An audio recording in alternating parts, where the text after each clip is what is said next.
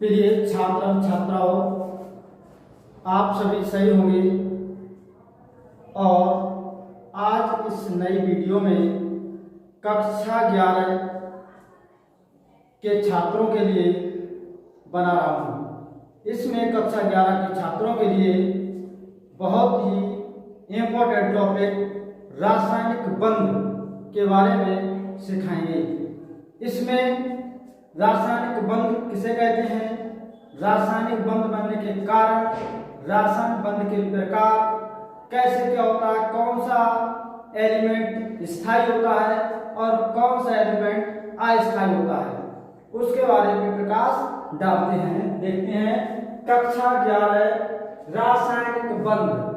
रासायनिक बंध किसे कहते हैं, किसी यौगिक के अणु में उपस्थित परमाणु के बीच लगने वाले आकर्षण बल को रासायनिक बंध कहते हैं। किसे कहते हैं, अणु के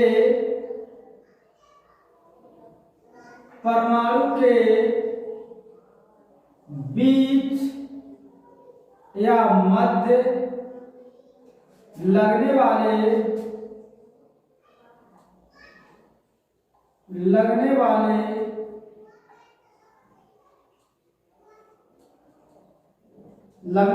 आकर्षण बल को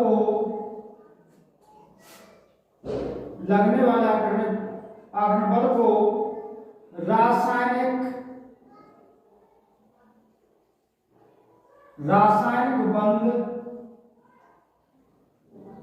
कहते हैं।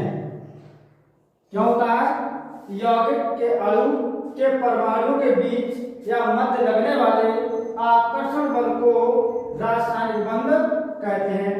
रासायनिक बंध के प्रकार, रासायनिक बंध के प्रकार, रासायनिक बंध के प्रकार कि रासायनिक बंध कितने प्रकार के होते हैं। रासायनिक बंध 3 प्रकार के होते हैं। एक होता है आयनिक बंध, नंबर 2 होता है सहसंयोजी बंध, और नंबर 3 होता है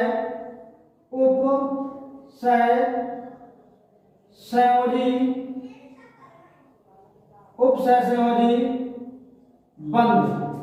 क्या होता है कि परमाणु के बीच लगने वाले आकर्षण बल को बंध कहते हैं। बंधों के प्रकार, बंध 3 प्रकार के होते हैं, आयनिक बंध, संयोजी बंध और उपसहसंयोजी बंध।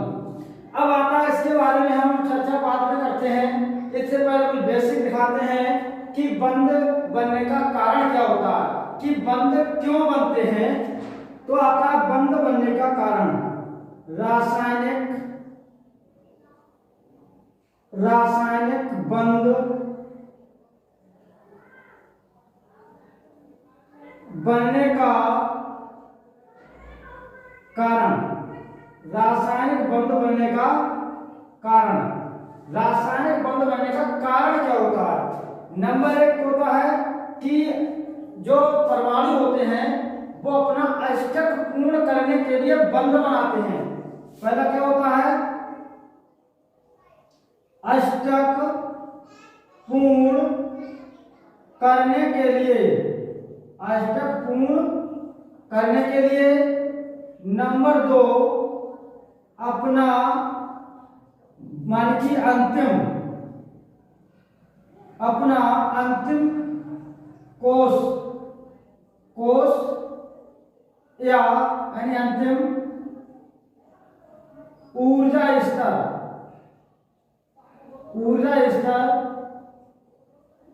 भरने के लिए, भरने के लिए। तो बंध बनाने का कारण होता है सभी तत्व अपना अष्टक पूर्ण करने के लिए बंध बनाते हैं और अपना अंतिम ऊर्जा स्तर भरने के लिए यानी पूर्ण करने के लिए या संयोजी कोष भरने के लिए रासायनिक बंध का निर्माण करते हैं। अब इसमें क्या होता है कि कुछ तत्व होते हैं स्थायी और कुछ होते हैं अस्थायी। अब यहाँ पर देखो कैसे बंध बनाते हैं। जैसे यहाँ पर लेते हैं सोडियम का परमाणु क्रमांक 11 होता है, इलेक्ट्रॉन विन्यास 2 8 1 होता है। इसके बाह्यतम कोश में इलेक्ट्रॉन 1 है। मैं एक चीज और बता रहा हूँ, अगर किसी के बाह्यतम कोश में 1 इलेक्ट्रॉन है, 2 है, 3 है, तो हमेशा वो दान करेगा। क्या करेगा? दान करेगा। किसी के बाह्यतम कोश में 5 इलेक्ट्रॉन है, 6 है, 7 है, तो वो हमेशा क्या करेगा? वो हमेशा करेगा ग्रहण। वो हमेशा करेगा ग्रहण करेगा। तो इसके बाह्यतम कोश में कितना है? 1 इलेक्ट्रॉन है। तो ये कैसा होगा? जिसके बाह्यतम कोश में 1 इलेक्ट्रॉन हो, 2 इलेक्ट्रॉन हो, 3 इलेक्ट्रॉन हो, वो अस्थायी होगा, क्योंकि वो इलेक्ट्रॉन त्यागेगा, धनायन बनाएगा, इसलिए ये क्या होगा? अस्थायी। ये होगा अस्थायी। इसी तरह से अगर मैं यहाँ पे ले लें नियोन, नियोन का होता है 10, 2 8 और 10, ये कैसा हो जाएगा? ये हो जाएगा स्थायी। क्या हो जाएगा? स्थायी। आज बात ये नहीं बोलो, कभी नहीं भूल सकते कि कौन से तत्व स्थायी है और कौन से अस्थायी हैं। तो जिनके बाह्यतम कोश अपूर्ण होते हैं वो अस्थायी होते हैं, जिनके बाह्यतम कोश पूर्ण होते हैं, जिनके बाह्यतम कोश में 8 इलेक्ट्रॉन होते हैं, वो स्थायी होते हैं। जो स्थायी होते हैं वो बंध नहीं बनाते हैं, और जो अस्थायी होते हैं वो बंध बनाने में भाग लेते हैं। यहाँ तक की बात थी कि जो अस्थायी होते हैं बंध बनाने में भाग लेते हैं। अब परमाणु जो होते हैं 2 प्रकार के होते हैं। परमाणु एक होता है यानी कि हमारा धनात्मक और एक होता है ऋणात्मक। एक धनात्मक और दूसरा ऋणात्मक। धनात्मक होते हैं धातु, क्या होते हैं? धातु। और ऋणात्मक होते हैं अधातु। क्या होते हैं? अधातु। अधातु होते हैं। अब इसमें क्या होता है कि जो धनात्मक होंगे वो धातु होंगे, क्योंकि इलेक्ट्रॉन त्याग कर धनायन बनाते हैं। ऋणात्मक कौन होंगे? अधातु, जो इलेक्ट्रॉन ग्रहण करके ऋणायन बनाते हैं। अब यहाँ तक समझ में आ गया कि स्थायी अस्थायी कौन से होते हैं, धनायन कौन सा बनाता है, ऋणायन कौन सा बनाता है। उसके बाद चलते हैं कुछ आयनिक बंध की ओर देखते हैं। जो आयनिक बंध होता है, आयनिक बंध कब बनते हैं? इसे वैद्युत संयोजी बंध भी कहते हैं, कि जब इलेक्ट्रॉनों के बीच स्थानांतरण होता है। स्थानांतरण होता है, स्थानांतरण से जो बंध बनते हैं वो आयनिक बंध कहलाते हैं। सहसंयोजी बंध, छोटा सा याद करो, सहसंयोजी बंध का मतलब होता है कि इलेक्ट्रॉन का साझा होना। जहां पर इलेक्ट्रॉन साझा करते हैं, बंध बनाते हैं, वो सहसंयोजी बंध कहलाता है।